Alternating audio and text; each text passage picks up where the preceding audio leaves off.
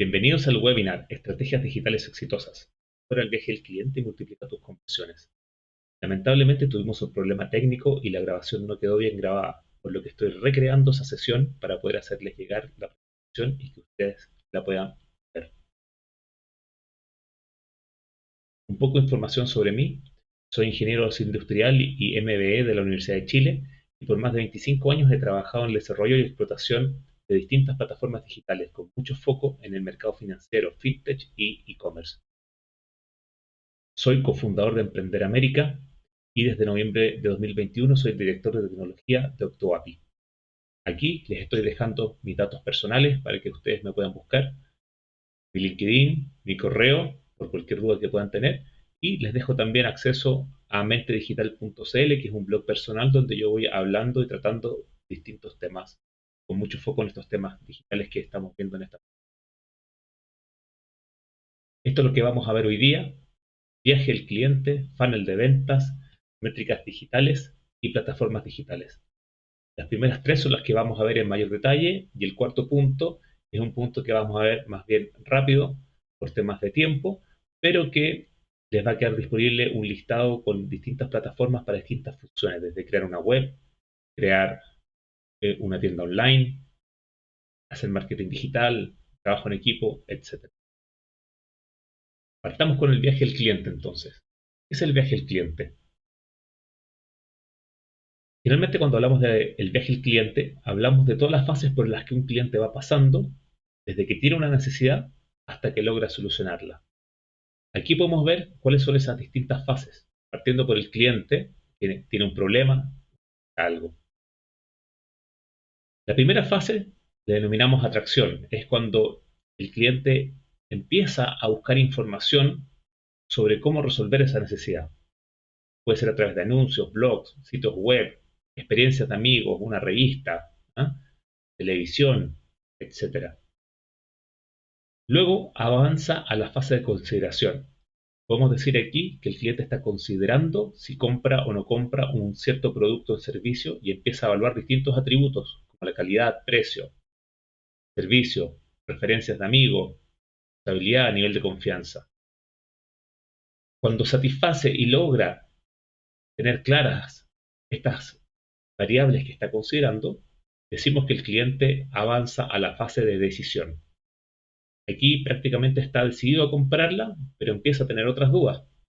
Cuando llega el producto, hay costos extra, hay costos ocultos, hay descuentos que puedo utilizar que pueden hacer que el cliente abandone esa compra o siga adelante. Finalmente, llega a la venta. Está seguro que lo quiere comprar, pero se da cuenta, por ejemplo, que el comercio donde quiere comprar solo afecta efectivo, no tiene efectivo en ese momento. Aquí también podemos tener un abandono en este proceso. El cliente, si lo compra, parte la postventa. Aquí terminó el viaje de compra, pero parte la recomendación, que es donde el cliente usa el producto y según su experiencia decide si lo recomienda o no lo recomienda a amigos, a familiares, y decide también si va a volver a comprar en un futuro. Todo esto es lo que le decimos el viaje del cliente. Veamos ahora un par de ejemplos de esto. Este es el ejemplo de María, que vio una tarjeta de prepago de una nueva empresa. Recibe una recomendación de un amigo por WhatsApp, diciéndole que esta tarjeta es muy buena. Pero ella le gusta investigar, así que va a Google, empieza a buscar información, empieza a considerar esta recomendación que tuvo de un amigo. Por el momento decide no avanzar, no estaba segura de si contratarla o de si lo necesitaba o no la necesitaba. Pero durante varios días empieza a recibir información de esta aplicación, de esta tarjeta prepago por Instagram.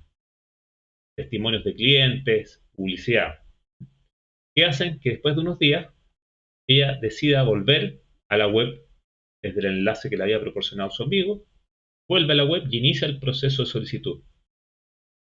Pero durante ese momento se da cuenta que no iba a tener el tiempo necesario para terminarla. Pero esta aplicación le solicitaba ciertos datos y le enviaba un código de seguimiento, de modo que pudiera seguir su viaje en cualquier momento. Más tarde, cuando está cómoda en su casa, decide pasar del celular a su computador de escritorio y ahí sí termina la contratación. Recibe un correo de que su tarjeta está lista para evaporar y recibe un código promocional. Y si sus amigos se suscriben, va a recibir un cashback de $10. Tan contenta con esto y con el proceso, ya que su proceso de venta y de compra de esta tarjeta fue tan bueno, decide recomendarla también a todos sus amigos. Esto es un proceso de compra que toma varios días. Muchas veces uno piensa que este es un proceso rápido, ¿eh? Que las compras son de un momento para otro, pero las compras pueden tomar varios días, meses, incluso años. Veamos otro ejemplo, el viaje de Juan. Juan, como yo, juega voleibol, yo soy jugador de voleibol también. ¿Eh? Y como Juan, me duelen las rodillas. Por lo que siempre estoy dispuesto a ver soluciones que disminuyan ese dolor. Mientras estoy ahí en Google, ¿cierto? Empiezo a buscar algunas rodilleras y me llama la atención un producto en Mercado Libre. Mercado Libre, para los que están en Estados Unidos y quizás no lo conocen, es como el Amazon de Latinoamérica. Marketplace donde distintos comercios venden sus productos. Si bien a Juan le encanta el producto, no está 100% seguro de si lo quiere comprar y pregunta en su grupo de WhatsApp de amigos del voleibol si alguien la ha comprado. Un par de amigos le cuentan su experiencia, que ha sido muy buena, y se decide a comprarla.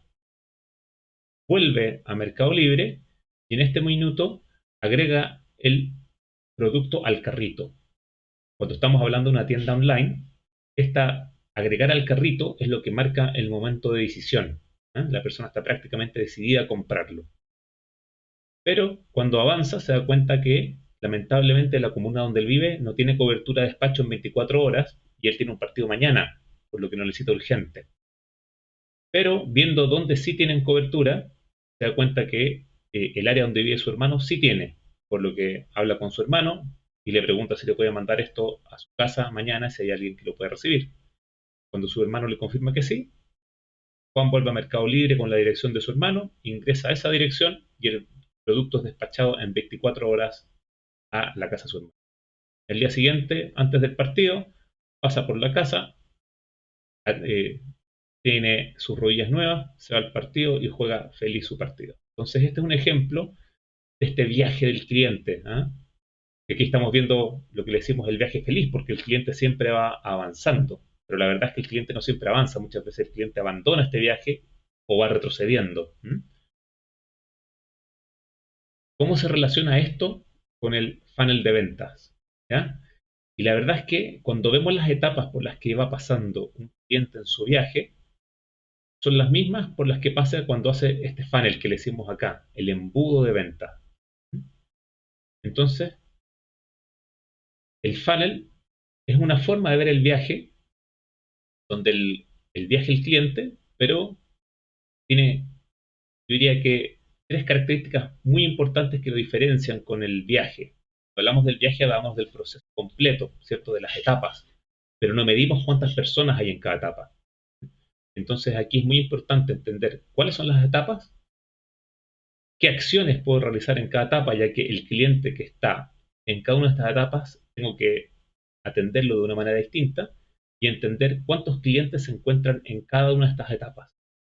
Cuando tengo eso, entiendo estas etapas y voy midiendo, lo que voy viendo es que cada vez los clientes son menos al avanzar etapa a etapa. Entran muchos, pero van avanzando poco y son muy pocos los que terminan comprando. Y aquí está reflejado también este proceso de postventa que me hace que vuelva. Como parte de la primera etapa del funnel de ventas es lo que llamamos atracción, ¿cierto? Igual que en el viaje del cliente.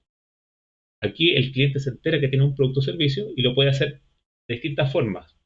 Hay medios tradicionales como estos que tengo aquí, televisión, radio, periódico, donde el cliente se entera de que existe un producto o un servicio que resuelve su necesidad.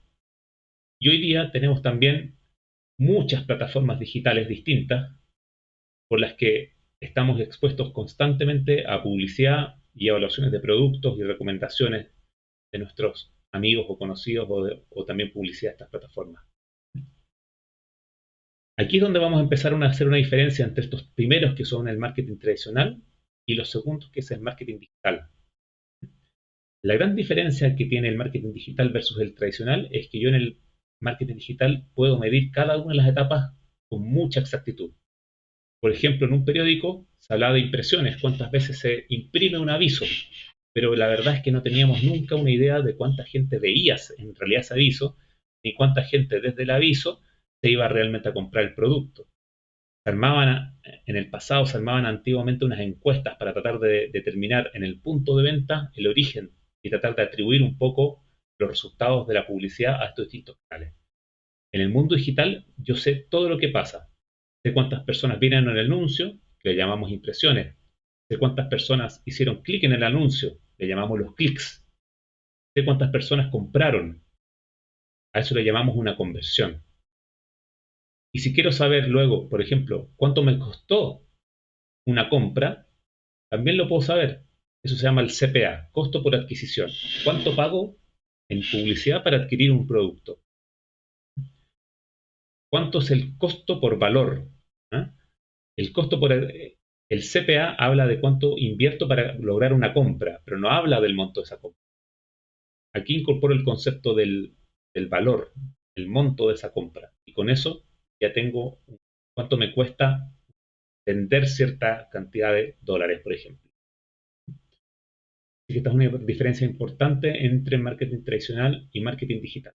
Y aquí en adelante, en general, nos vamos a enfocar un poco más en lo que es marketing digital. ¿Qué es la consideración? ¿Cierto? Logramos que llegaran distintos clientes a nuestra tienda online o a nuestro sitio web donde queremos ofrecer un servicio, un producto, o a nuestra aplicación. Logramos que la descargaran. Y queremos ahora que el cliente compre o adquiera nuestros productos o servicios. Si tenemos una tienda, aquí el cliente empieza a tener muchas dudas que puede hacer que el cliente no siga adelante. ¿Cuál es el precio? ¿Cuáles son las características? ¿Qué opiniones o evaluaciones hay de otros clientes? ¿Cuándo me llegará el producto? Si mi tienda no resuelve de buena manera todas estas preguntas, es muy probable que esa sea una consideración que la pierda, ¿cierto? El cliente le gustó el producto, le interesaba el servicio, pero de alguna forma lo que yo le ofrecía en mi tienda no le gustaba, no le generaba confianza, lo encontró muy caro. Y pierdo esa oportunidad. Dentro de esta etapa, el perder esa oportunidad, yo le llamo la consideración abandonada, que puede tener distintos sabores. Aquí hablo, por ejemplo, el carrito abandonado o el pedido abandonado. El pedido abandonado es el cliente que llegó, vio un pedido, vio un producto en una tienda, por ejemplo, y no lo llevó. Y en marketing digital también tengo distintas opciones para traer de vuelta a esos clientes. ¿Eh? ¿A quién no le ha pasado? Me imagino que a muchos de ustedes les ha pasado que ven un pasaje en una aerolínea, en American Airlines, por ejemplo, y al poco tiempo en las distintas plataformas estas que tenemos acá, ciertas plataformas sociales, les empieza a aparecer mensajes de otras aerolíneas y de la misma aerolínea que también vieron ofreciéndoles el mismo pasaje. Esto es porque las herramientas tienen instaladas ciertas herramientas que son cookies, o hoy día se les llama también los píxeles. Y los píxeles son pequeños programas que van registrando todo lo que hacemos en ese sitio. Por lo tanto, la plataforma que genera ese píxel, por ejemplo Facebook, tiene acceso a todo lo que yo hago en un sitio y sabe que yo coticé cierto pasaje. Y luego, cuando vuelvo a entrar a Facebook o Instagram, que también es de Facebook, Facebook me trae publicidad relacionada con esa acción. Entonces, estas son algunas formas que cuando yo pierdo este cliente que se fue por alguna razón, tengo la oportunidad de traerlo de vuelta, ofreciéndole una oportunidad, ofreciéndole un descuento. Entonces, eso le llamamos gestionar el abandono de este funnel. Avanzó el cliente al proceso de decisión, agregó el producto al carrito y ya se está yendo al checkout, ¿cierto? Y aquí nos puede pasar lo que llamamos un carrito abandonado. La diferencia entre el que vimos antes, que es el pedido abandonado, y el carrito abandonado, es que cuando el cliente vio un producto, nosotros, por lo menos nosotros en la tienda, todavía no sabemos quién es ese cliente. Pero cuando avanza a la etapa de decisión, generalmente nosotros en el carrito ya le estamos pidiendo algún dato que nos permite identificar a ese cliente, correo electrónico o el celular. Cuando yo tengo ese dato, puedo hacer acciones de retargeting mucho más específicas que las que me ofrecen el pixel, que quizás todavía no tenemos acceso a quién era ese cliente. Y lo puedo empezar a perseguir de distintas formas, incluido, por ejemplo, el correo electrónico o mensajería por WhatsApp, si tengo el teléfono, o aquí email si tengo el correo electrónico. Y esas acciones se le llama hoy día el retargeting, que es seguir al cliente que dejó un carrito abandonado y no terminó el proceso. Esto en sus distintas iniciativas, piénsenlo no solo en una tienda online. Puede ser, por ejemplo, que ustedes quieren que el cliente descargue un brochure de su producto y llegó hasta la etapa donde tenía que completar un formulario, empezó a llenar algunos campos y el cliente no siguió completando el formulario porque le pedíamos muchos datos, por ejemplo, o no tuvo confianza en la página que tuviéramos un buen uso de sus datos personales. Entonces, estos son algunos de los casos que podemos tener cuando un cliente abandona su proceso de compra en la etapa de decisión. Les traje aquí cuáles son las 8 razones principales por las que un cliente puede dejar un carrito abandonado. La primera es que solo estaba mirando sin intención real de compra.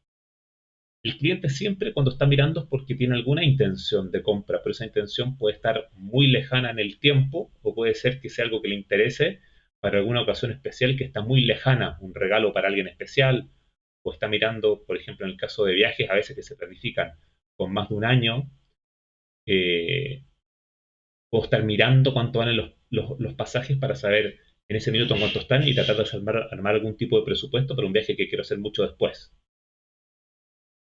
Me encuentro con sobrecostos inesperados. Esto pasa mucho, por ejemplo, cuando voy a hacer un despacho y me encuentro con ciertas condiciones en el envío que no son las esperadas. O me encuentro con que el producto ofrece una garantía a un precio excesivo. O no son transparentes en los costos. Obligación de registro. Este es un error que cometen muchos e-commerce que antes de eh, concretar la venta le exigen al cliente que se registre. Y el cliente muchas veces no quiere entregar toda su información personal, no quiere crear una cuenta en una tienda que probablemente va a comprar una sola vez.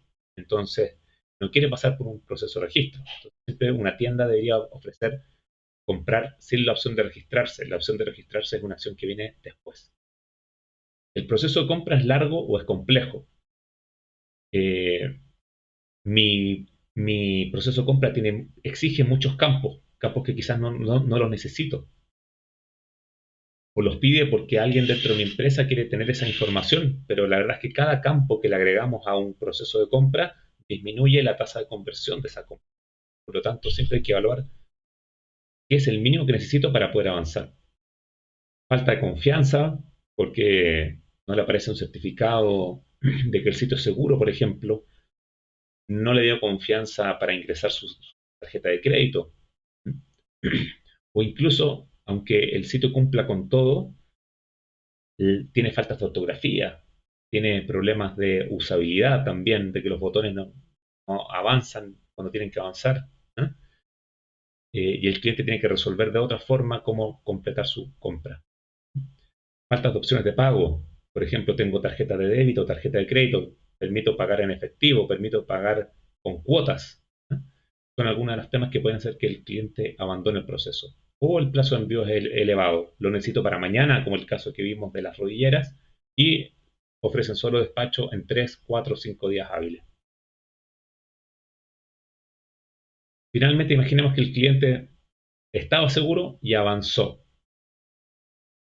Se concretó la compra. Y uno dice, perfecto, logré la compra, terminó este funnel.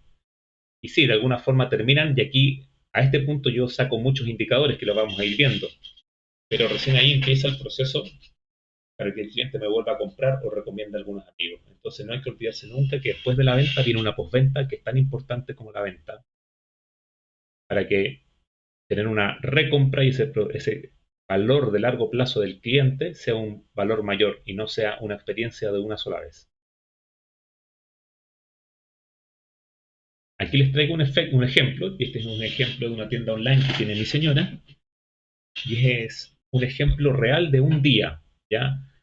Es particular de esta tienda, ¿ya? Y de un día de operación. De un día a otro puede variar mucho y de una tienda a otra puede variar mucho estos valores. Pero les quise traer un ejemplo real para que vean más o menos los órdenes de magnitud que estamos hablando, y que hay algunos de estos indicadores que se repiten en muchos de los elementos. Esto es un ejemplo que parte con impresiones de un aviso en Google. Imaginemos que un aviso en Google se imprime 47.500 veces. Y resulta que de esas 47.500 veces, yo solo tengo 1000 clics. Aquí yo calculo la tasa de conversión de esta etapa, que aquí tienen la fórmula, que básicamente son 1000 dividido en 47.500, o sea, los clics sobre las impresiones. Siempre se mide como el número de clientes que llegó al final de la etapa versus el número de clientes que inició la etapa. En este caso la tasa de conversión es de un 2.1 y muchas veces, muy común que nosotros veamos esta tasa, que se le dice también el click-through rate en este caso, el CTR, la tasa de clic sobre las impresiones, que se mueven generalmente entre el 1 y el 3%.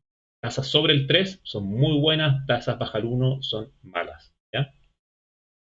Estos 1000 clics llegan a mi tienda online y resulta que esos 1500 clics en realidad son 555 sesiones. ¿Qué es lo que pasa? Que una persona puede hacer muchos clics. Por ejemplo, está buscando un pantalón, hace clic en un pantalón, llega a mi página, ve algo, no le interesó lo que vio, vuelve para atrás y ve en Google otro anuncio o ve otro pantalón, pero que también lo lleva a mi página. Entonces ese cliente entró dos veces. Entonces muchas veces pasa que estos 1000 clics no son 1000 clics de usuarios distintos, son clics de usuarios que se repiten. En este ejemplo, los 1000 clics correspondían a 555 sesiones, que de alguna forma estamos hablando de usuarios dentro de cierto periodo de tiempo. Estas 555 sesiones generaron solo 50 agregados al carrito. O sea, de estas 555 clientes, solo 50 sumaron algún producto a su carrito. Si yo miro la tasa de conversión de esta etapa, es un 9%.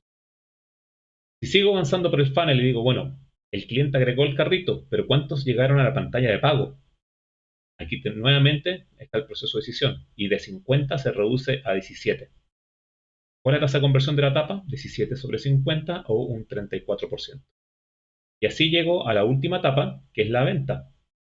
Que a pesar de que 17 llegaron a la pantalla de pago, algunos clientes abandonaron ahí o lo dejaron para más tarde, ¿cierto? O para más adelante, y solo ese día se concretaron 11 ventas que equivalen a $350.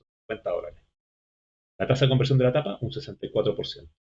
Y aquí hay una tasa de conversión especial, que es una tasa de conversión que se dice la tasa de conversión de las tiendas online. Cuando una tienda online dice su tasa de conversión, está hablando de este paso acá, las sesiones, sobre el número final de ventas que obtuvo. En este caso es un 1,98 y corresponde a las 11 ventas sobre 555. Esa es la tasa de conversión y en este caso una tasa de conversión del 1,98, que al igual que el CTR que habíamos visto acá arriba, la tasa de clics, esta tasa también se tiende a mover entre el 1 y el 3%. Entonces aquí tenemos un poco esta misma información, pero ya visto ahora con otros indicadores, porque es bueno que vayamos viendo cuáles son las métricas que se manejan en todo esto. Y cuando hablamos de las impresiones, ¿cierto? Y estamos en Google, tenemos las impresiones, tenemos la tasa de clic, tenemos la tasa yo le había dicho que era el CTR, el click-through rate, la tasa de clics, que es igual a la tasa de conversión, en este caso esta etapa, pero también podemos tener otros indicadores como el costo por clic. ¿Cuánto me costó cada clic? Bueno, si tuve 1000 clics, y en este caso que hay un supuesto que en ese día invertí $30, los $30 sobre los 1000 clics me da cuál es el costo por clic, en este caso $0.03 por clic. Si avanzo, en este caso llegó a la tienda online, en la tienda online en este ejemplo ocupamos Shopify en esa tienda, y yo me podría preguntar, podría tener mis propias métricas también. No solo tengo que ver las métricas más comunes, yo podría preguntarme, ¿cuánto me cuesta cada carrito? Bueno, que tuve 50 carritos. Invertí $30 para tener 50 carritos, por lo tanto, el carrito me sale $0.6. Y si llego al final, aparecía este que les nombré hace un tiempo, el CPA, el costo por adquisición. Esta es una de las métricas más utilizadas porque refleja cuánto me cuesta, cuánto tengo que invertir en publicidad para lograr una venta. Si con $30 logré 11 ventas, significa que cada venta me cuesta 2.72. Y yo cuando me muevo en ciertos rangos cercanos, uno podría decir, bueno, entonces al día siguiente, en vez de 30, invierto $33, probablemente en vez de 11 tenga 12. Voy a tener una conversión más, ¿cierto? Eso uno puede suponer, y justamente por eso se calcula esta métrica, para saber si siguiera invirtiendo más, cuánto más vendería. Eso es válido, como les digo, en cercanías de este número. Porque si yo de 30 subo a 35, probablemente ese número sea representativo. Pero si de 30 subo a 300 o 3000, probablemente este número ya no es representativo, sino que va a cambiar mucho. Y acá hay otra que la vamos a ver más adelante, que le llamamos el ROAS, que es cuántas veces retorna la inversión. Entonces, en este caso, yo invierto 30 y obtengo 350. Es muy importante porque cuando yo decía acá que este CPA de 2.72 no me hablaba nunca, solo me dice cuánto me cuesta una venta, pero no me dice cuántos dólares obtengo por venta. Entonces, una métrica como el ROAS sí me dice cuántos dólares obtengo por métrica y por dólar invertido, y me dice que yo voy a obtener de vuelta 11.6 veces en ventas los dólares que invierta en publicidad. Así que esta es una métrica que también se calcula mucho justamente para saber ese retorno que yo tengo de la inversión. Aquí les traigo un par de ejemplos de esto que les diga. ¿Qué pasa si yo invierto un poco más? ¿Ah? Entonces, por ejemplo, ¿qué pasa si yo originalmente, este es el mismo funnel, son los mismos datos que estaban en la pantalla anterior? Yo tenía 47.500 impresiones que me generaban 11 ventas. ¿Qué pasa si en vez de 47.500 impresiones yo tengo 57.500 impresiones? O sea, aumento en 10.000 el número de impresiones. Esto es más o menos aumentar en un 20% la publicidad. Si yo aumento un 20% mi publicidad, ¿cierto?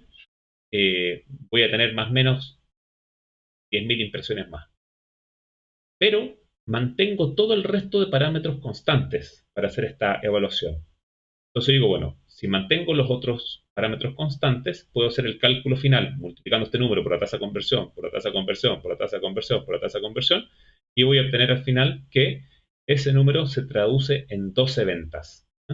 Por lo tanto, invertir, para este ejemplo, invertir un 20% más menos más en publicidad, me genera una venta incremental.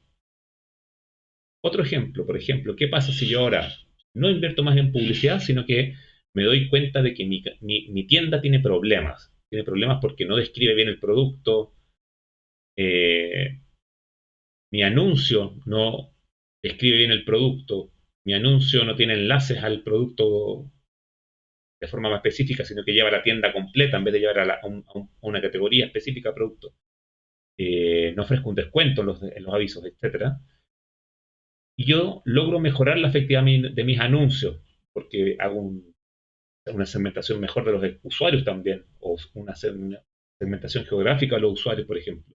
Y logro aumentar mi tasa de conversión de esta etapa de un 2.11 a un 3.11. El CTR era este, ¿cierto? Mejoro mi CTR. Mis anuncios son más efectivos. Es muy probable que yo pueda lograr me meto a fondo a investigar qué pasa con mis anuncios y por qué la gente hace no sé clic. Es muy probable que yo logre incrementar de manera muy importante este número.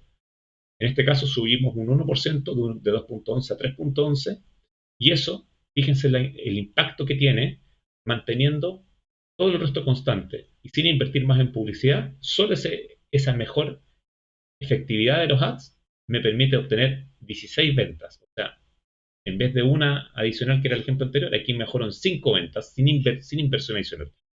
Entonces, el análisis de este funnel, por eso es tan importante entender estos números y ver dónde tengo que poner mis esfuerzos. entendiendo si mis problemas están en qué etapa.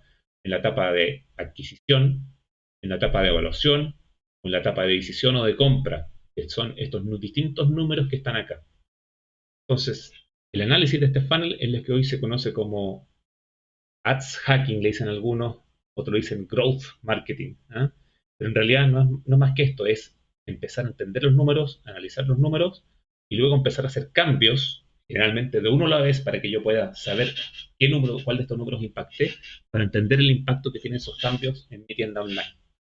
Poder medir si es mejor lo mantengo, si no es mejor, debería hacer una vuelta atrás. Veamos ahora otras métricas que son tan importantes como las que vimos. La verdad es que métricas digitales hay cientos, ¿ya? Cientos, cientos. Aquí les traigo un ejemplo. Tráfico, esto evalúa todos los visitantes que llegan a mi página web y qué es lo que hacen. Entonces, ¿cuál es el número de visitantes? ¿Cuáles son las páginas que más ven? ¿Cuánto dura una sesión? O sea, ¿cuánto tiempo estuvo un visitio? ¿Cuál es la tasa de rebote? Tasa de rebote son los clientes que entran y se van, que solo ven una página. Si yo no tengo una página y tengo una y trabajo con perfiles en redes sociales, generalmente se miden, lo que se mide es el engagement. ¿Cuántos likes tengo? ¿Cuántos comentarios? ¿Cuántas veces compartí una publicación? ¿Cómo crecen mis seguidores? Si tengo una tienda online, generalmente mido la tasa de conversión. O si tengo acciones muy bien identificadas en mi sitio, que son lo que yo llamo una tasa de conversión, un lead, generar un lead, por ejemplo, en un negocio B2B, muchas veces ofrecen descargar un brochure, descargar un estudio o descargar un reporte a cambio que yo entregue mi correo, y eso le llaman la generación de un lead, porque esa es una totalmente en mi negocio, no solamente es una venta online. Retención de usuarios, ¿cuántos de mis usuarios, de mi base de usuarios me vuelve a comprar mes a mes? El costo por adquisición, que es uno de los que vimos, retorno a la inversión. Si envío emails, ¿cuál es la tasa de apertura? ¿Cuáles son los clics que hago en esa campaña de email?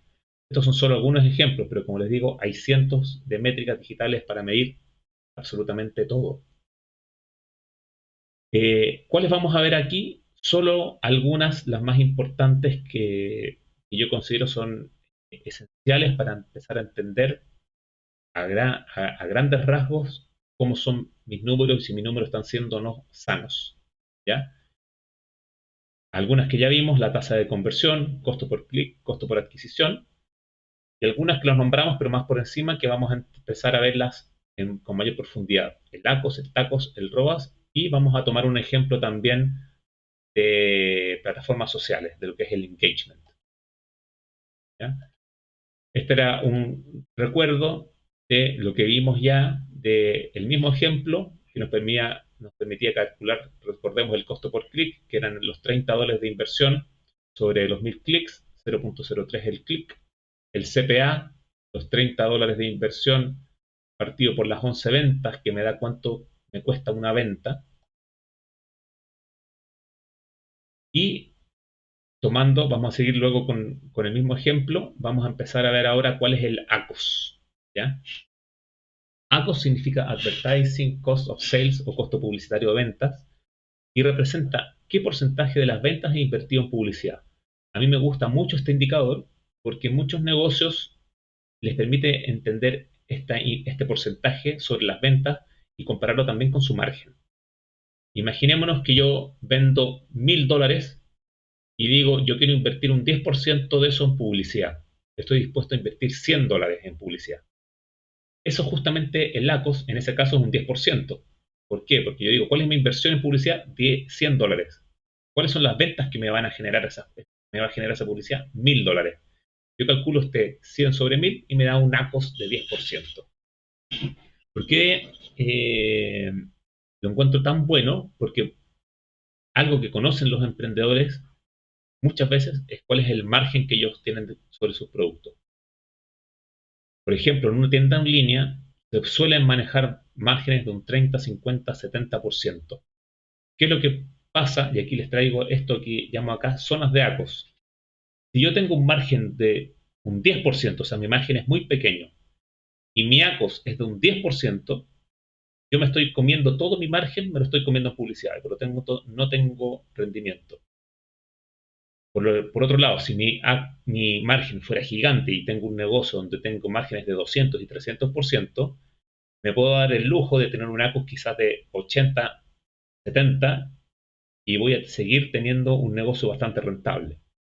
La mayoría de los negocios generalmente manejan rangos de margen entre 30 al 40%, 50% por ejemplo, y cuando tenemos esa realidad, el ACOS no debería superar acá, y eso es lo que traigo acá como ejemplo. En general los ACOS se mueven entre el 10 y el 20%. Si yo tengo un margen de un 50 y de ese 50 invierto un 20 o un 10 en publicidad, me sigue quedando un margen interesante. Entonces esta medida es muy buena porque me permite comparar eso, el margen versus la inversión. En el ejemplo anterior, si yo tomo la venta del día por publicidad, tengo $350 e invertí 30. En este caso, el ejemplo, el ACOS me da un 8.6. O sea, y si vuelvo acá atrás a nuestras zonas de ACOS, estoy dentro de esta zona verde. Por lo tanto, estoy teniendo un buen ACOS. Es el ROAS, que ya lo comentamos un poco antes, es prácticamente es el inverso del ACOS, tiene un significado muy similar y es dar vuelta al indicador. Es en vez de medir inversión partido por ventas, es medir ventas por publicidad partido por la inversión en publicidad. Entonces esto es lo que me muestra el ROAS, Return on Advertising Spend, o retorno a la inversión publicitaria, es cuántas veces obtengo de vuelta lo que invierto en publicidad. Si yo, el mismo ejemplo que les comentaba, si yo invierto 100 para lograr 1000 de ventas, mi ROAS es de 10. ¿no? Es un ROAS de 10. Acá estoy, y es un ROAS muy bueno generalmente. Nuevamente este ejemplo es tomando márgenes de negocio que se mueven dentro de un 30-50%. Tener un ROAS de 10 es muy bueno. Tener un ROAS de 5 generalmente está bueno, pero ojo que nos podemos ir ya a las zonas amarillas o rojas. Mientras más chico el ROAS, obviamente, eso es peor. ¿eh? Si yo tengo $1000 en ventas e invierto 900 en publicidad, mi ROAS va a ser de un 0,9. O sea, muy, muy, muy malo porque estoy invirtiendo demasiado para lograr esa venta. Si vemos el ejemplo anterior, son los mismos datos, pero doy vuelta al indicador, ¿cierto? En vez de 30 dio en 350, es 350 dio en 30. En este caso, el ROAS era de 11, por lo tanto estaba también en esa zona verde de ROAS. Y aquí les traigo otro, porque siempre, si ustedes fijan, el ACOS o el ROAS hablaban de las ventas por publicidad. Pero yo en el día tengo ventas, otras ventas, ¿cierto? Entonces ahí entran indicadores como el TACOS o el TERROAS, ¿ah? que son muy parecidos, pero en vez de tomar las ventas por publicidad, toman las ventas totales. O sea, tomo la inversión por publicidad partido por ventas totales. El TERROAS es venta totales partido por inversión. ¿De dónde viene la T? De total. ¿ah? Entonces a lo que era el LACOS le agrega TACOS, le decimos ahora, es el costo publicitario total de ventas. ¿Cuánto? Y aquí este es a mí me gusta el tacos también, así como me gusta el ACOS, me gusta el tacos, porque me representa ya cuánto invierto sobre mi venta total. Y ahí hay distintos estudios que hablan en general de que la inversión en marketing se mueve entre un 5 y un 15% de las ventas. Entonces el tacos me permite ahí ya, sobre mi venta total, yo siempre digo, bueno, yo diría invertir un 5, un 10, un 15% como mucho de esas ventas, salvo que esté en alguna excepción, situación límite como una liquidación de inventario, por ejemplo. En general, sí, entre 5 y 15, y el TACOS me da ese número y mide las ventas sobre las ventas totales, no sobre las ventas por publicidad. Y el TERROAS sería lo mismo, sería el Total Return of Advertising Spend, pero no es tan utilizado, ¿ah? No es tan utilizado eh, a nivel de indicadores. Si vamos al ejemplo que hemos tenido durante todo este webinar, ¿cierto? Agregamos un nuevo dato, y es que las ventas por publicidad eran $350, pero las ventas totales del día fueron $500. Eso me permite calcular el TACOS, ya que en vez de 30 sobre 350 es sobre las ventas totales, o sea, 30 sobre 500. Y en este caso el TACOS es de un 6% y estamos dentro de ese rango del 5 al 15. Así que ese es el TACoS, otra métrica muy importante. Para los que tienen y no estén considerando por el momento tener una tienda online o una web o una aplicación y van a partir sus negocios con solamente una presencia, por ejemplo, en Instagram o en TikTok, una tienda o una página en Facebook, necesito otros tipos de indicadores. ¿Ya? Ahí miro, por ejemplo, los likes, los comentarios, las veces que compartí, cómo crecen mis seguidores. En general yo recomiendo esta métrica, engagement rate, de que no hay una forma única de calcularlo. Encontré en la literatura muchas formas distintas de calcularlo, porque depende a veces un poco de la plataforma específica que esté haciendo y depende también de lo que yo quiera medir. Entonces aquí les traje las dos que en general son más utilizadas, ¿ya? Y es medir el número de interacciones sobre los seguidores o el número de interacciones sobre las impresiones, ¿ya? Y eso me da la tasa de engagement, o sea, qué tanto interactúan estos usuarios con mi cuenta. Llevamos a un ejemplo en Instagram, por ejemplo. ¿Qué son estas interacciones? Son likes, comentarios o el compartir. ¿Ya? Entonces, este es un ejemplo de Instagram. ¿Eh? Este número de interacciones significa esto. Pero, por ejemplo, si yo estuviera en YouTube, o sea, quiero considerar los videos vistos o los videos que se vieron hasta cierto porcentaje del video, que por lo menos vieron una cierta cantidad de tiempo del video. ¿Eh? Por eso digo que depende un poco de la plataforma y ahí hay que adaptar un poco este indicador. Pero tomando Instagram, por ejemplo, esta es una de las más comunes de hacerlo. Y como les digo, se mide de dos formas, sobre seguidores, sobre impresiones. Si yo estoy viendo un post orgánico, que es algo que yo posteo en mi cuenta, no una publicidad pagada, generalmente lo tiendo a medir sobre los seguidores, porque yo lo que quiero saber es de mis seguidores cuántas veces interactuaron mis seguidores con esa publicación. Por lo tanto, lo mido sobre los seguidores. Pero, por ejemplo, si es una publicidad pagada, esa publicidad pagada puede estar orientada no solo a mis seguidores, probablemente va a estar orientada a captar nuevos seguidores. Entonces las personas que la ven no son mis seguidores. En ese sentido, tiene más sentido medir esto sobre las impresiones. Entonces, ¿cuál es el número de interacciones sobre las impresiones? Las personas que vieron ese aviso. ¿Ya? Así que estas son dos formas de medir el engagement. Y aquí viene la última parte.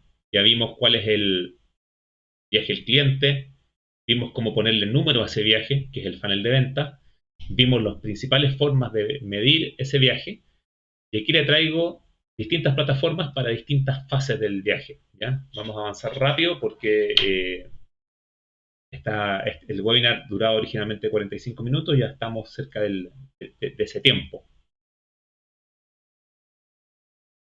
Si estamos en la primera fase del funnel, en la atracción, algo de lo que más foco tengo que ponerle es a los buscadores. Una de las formas más utilizadas hoy día para que los usuarios o clientes lleguen a mi web o a mi aplicación.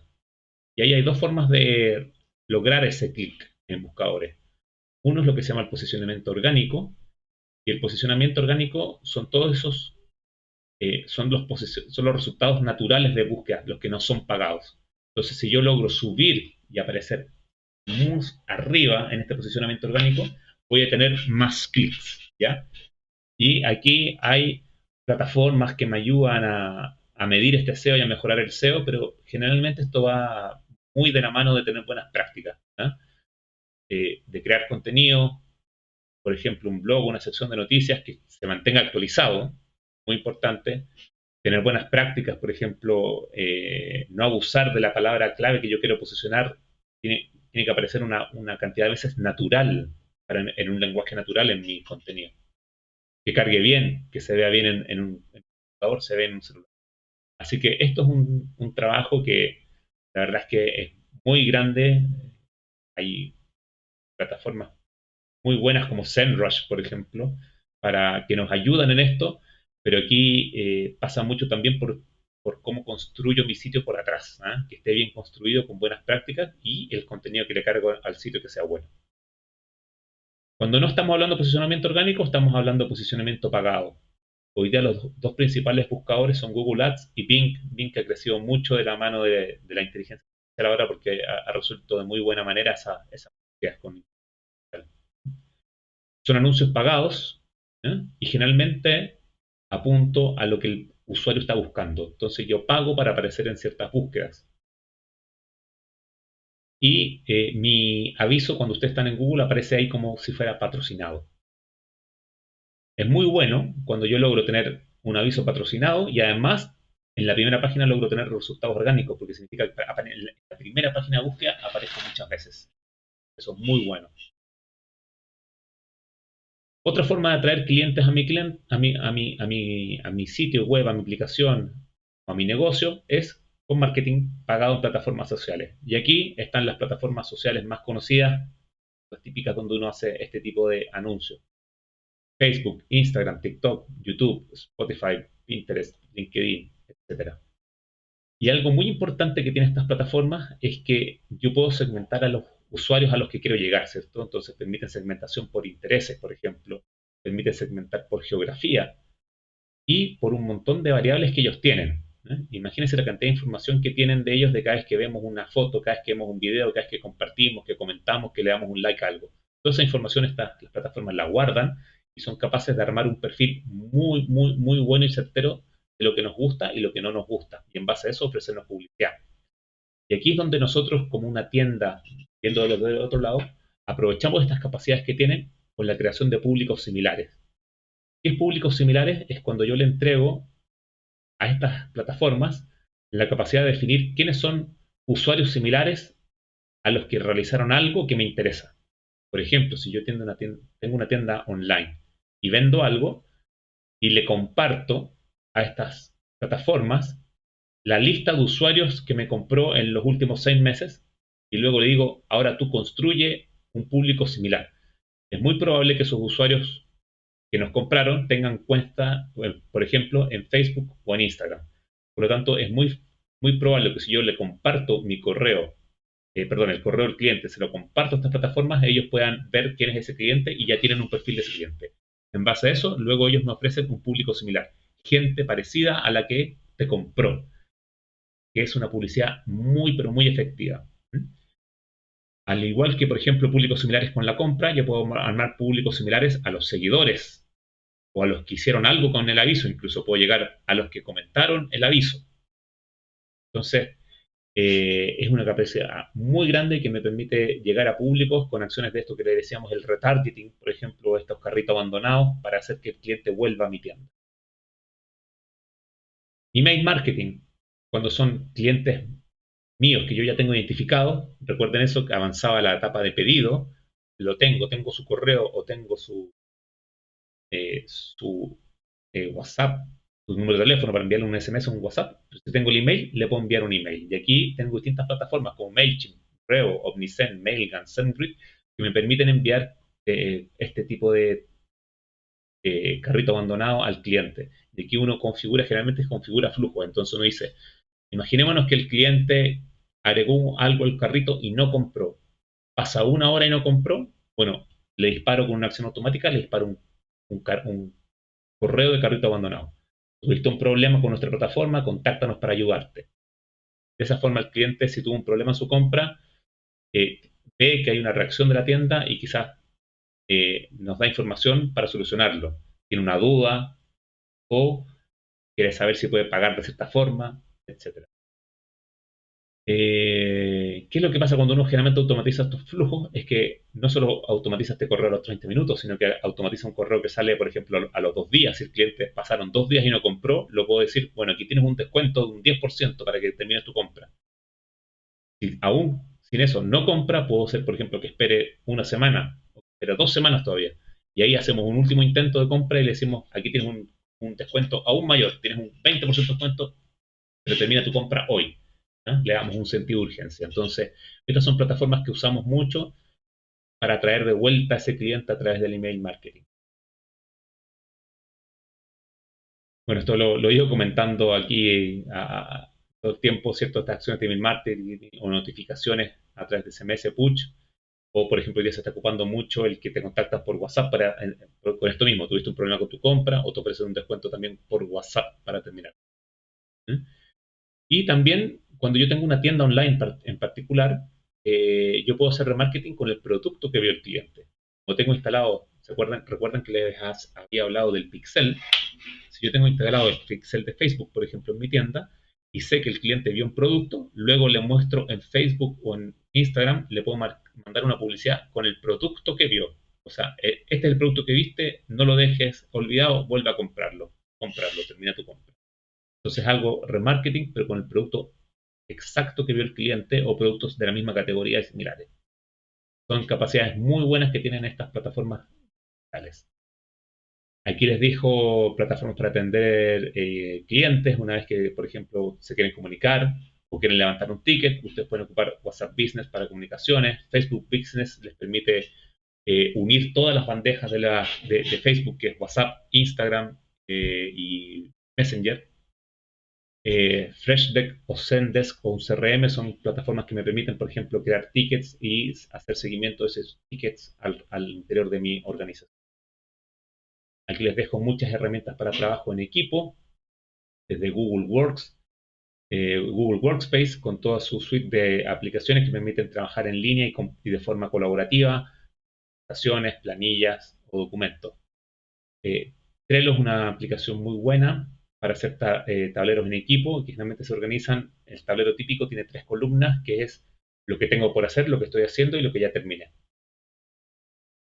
Y luego tenemos herramientas como Asana para gestionar proyectos o Mural o Miro, que son herramientas muy buenas para hacer herramientas colaborativas y de investigación. Por ejemplo, un discovery, un brainstorming, son acciones que yo puedo hacer en estas plataformas. Aquí les dejo otras para trabajo en equipo también. Calendly lo que hace es que expone mi calendario. Entonces, si ustedes quieren dejar un espacio para reuniones y publicarlo en la web de su negocio, por ejemplo, y lo dejan con Calendly, para que Calendly administre su calendario y les permite a sus clientes agendar directamente una reunión con ustedes en los espacios que asignaron libres y con el tiempo de reunión que ustedes establecieron. Mentimeter nos permite hacer encuestas en línea. Slack es una herramienta de mensajería, pero ya más corporativa, para manejar comunicaciones entre miembros de un equipo. Y Notion es difícil definirlo porque hace muchas cosas. Me permite desde tener notas en línea, armar pequeñas bases de datos, wiki, subir documentos, armar páginas, etcétera. Muchas cosas que me permiten armar una base de documentos y de información sobre mi negocio. Si ustedes quieren crear una web, no una tienda online, sino que crear una web, a veces necesitamos partir con eso, con una presencia online que me permita tener imagen y texto, por ejemplo, y un formulario. Estas de acá son soluciones muy buenas. Wix, Squarespace, Weebly, WordPress, GoDaddy. Son algunos ejemplos que me permiten crear rápidamente en línea una presencia. Pero si ustedes quieren crear una tienda online y empezar a vender productos, aquí yo les recomiendo las que están en esta lámina, por ejemplo, Shopify, que es una de las más potentes, yo creo, a nivel mundial. Tiene 4,5 millones de comercios que utilizan esa aplicación y tiene más de 8.000 aplicaciones o plugins, ¿no?, que potencian el uso de Shopify. WooCommerce viene siendo como la alternativa gratuita a Shopify, ¿eh? Es una herramienta open source que funciona sobre WordPress, que también es open source, y que permite también establecer una tienda en línea. Tiene muy utilizada, tiene 5 millones de comercios y más de 1.500 plugins para WooCommerce, que permiten potenciar el uso. ¿Cuál es la diferencia entre los dos? Yo diría que principalmente Shopify es una herramienta que está gestionada en la nube, que es un servicio, y acá uno tiene que resolver un poco cómo se administra ese WooCommerce, ¿eh? Entonces, por aquí uno tiene que contratar un hosting que tenga WooCommerce, tiene que hacer la instalación y tiene que hacer el respaldo. Aunque hay servicios también en la nube que ofrecen un WooCommerce gestionado. En general, si ustedes están partiendo, yo recomiendo partir con Shopify porque les permite concentrarse en su tienda y no en administrar la tecnología detrás de esa tienda, que es algo que sí pasa cuando generalmente está en WooCommerce. En algún minuto a mí me pasó que corrompí la base de datos de un WooCommerce y se cayó el sitio y uno se demora varias horas en restablecer eso, ¿eh? Entonces esos son cuidados que uno tiene que tener. Ahora sí, WooCommerce es más barato que Shopify, que es una alternativa open source gratuita. Otras alternativas más locales a Latinoamérica, Tienda Nube y Jamseller, son también herramientas que me permiten armar una tienda online con muy buenas capacidades y que muchas veces apalancan en, en fortalezas que no tienen Shopify y un WooCommerce, que es la localidad. Entonces, por ejemplo, Jumpseller en Brasil, en Chile, Tienda Nube en Argentina, tienen integración con servicios de logística, servicios de despacho, facturación online, etcétera, que son locales. Ustedes quieren automatizar tareas. ¿Eh? Aquí les recomiendo sobre todo Make y Zapier. ¿Eh? Power Automate también es muy buena, un poco más difícil de usar, pero también es muy buena de Microsoft. Y If This Then That fue la original, la que partió con todo esto, que dice, si hago esto, entonces hago otra cosa. Pero en general las más ocupadas son Make y Zapier. Y me permiten ir realizando y automatizando flujos. Por ejemplo, nosotros las ocupamos en la inscripción de este webinar. Cuando ustedes se inscribían a través de Instagram, que algunos lo hicieron así, envían un formulario, ese formulario lo toma Make, extrae los datos de ese formulario, los agrega a nuestra plataforma para guardar sus datos y guardar que están registrados en este evento, les asignamos una etiqueta específica.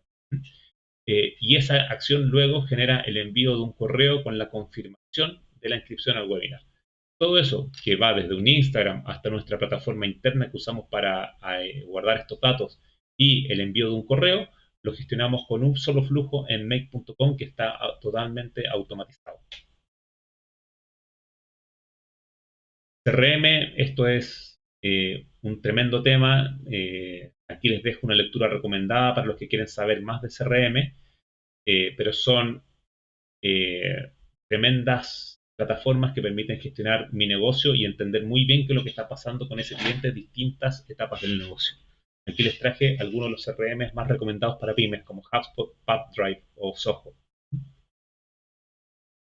Herramientas para diseñar activos digitales. Cuando necesito diseñar imágenes, necesito diseñar los reels de Instagram, un post para Instagram o para Facebook, un video para YouTube, etcétera. Aquí les traigo distintas plataformas que me permiten hacerlo. Tailor Brands, por ejemplo, muy buena para generar logos con inteligencia artificial. Canva para el diseño de imágenes, ¿no? Muy usada para hacer, por ejemplo, las publicaciones en redes sociales. Si necesito imágenes gratis, ¿no? Para no estar preocupándome de los derechos de autor, puedo ir a estas plataformas donde puedo entrar imágenes o videos gratuitos. Y aquí les puse un ejemplo de una herramienta que me permite también diseñar imágenes con inteligencia artificial. Aquí otras más para generar videos, para generar podcast, para ver videos libres también, o para generar prototipos de una web, prototipos de una aplicación. Figma es muy usado para eso. Para investigar, si ustedes lo que necesitan es hacer una investigación previa de sus negocios, los que están en una etapa de idea, por ejemplo, pueden ocupar Google Analytics para obtener información de su sitio y que muchas veces compara también con sitios similares. Google Trends para saber cuáles son las tendencias de búsqueda para distintas búsquedas en distintas partes del mundo.